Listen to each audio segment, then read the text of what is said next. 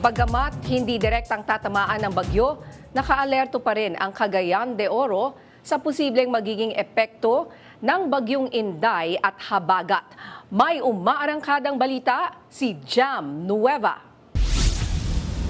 Nakaalerto ang Cagayan de Oro City Disaster Risk Reduction and Management Department sa posibleng pagbaha at pagguho ng lupa sa lungsod kaugnay ng inaasahang epekto ng bagyong Inday at Habagat.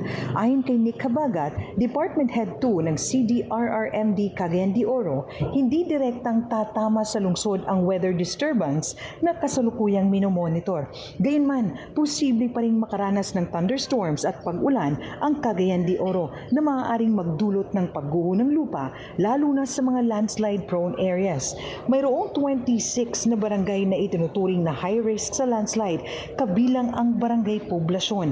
Mahigpit ding binabantayan ng CDRRMD ang mga hinterland barangay dahil sa posibilidad ng pag-ulan sa matataas na lugar.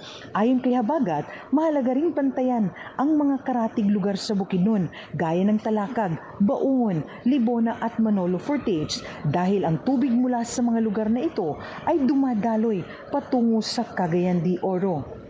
Catch basin ng Northern Mindanao for this runoff water from four municipalities of Bukidnon, that's Talakag, Baungon, Libuna, and Manolo Fortage. So dito lahat yan babagsak. Nagpreposisyon na rin ang CDRRMD ng emergency resources sakaling kailanganin ang agarang paglikas ng mga residente. Ang naka-unit lang ni Cagayan de Oro is that if we have this evacuation na natin binibigyan agad ng mga ayuda or mga relief goods, we're activating our community kitchen para makakain sila ng hot meals.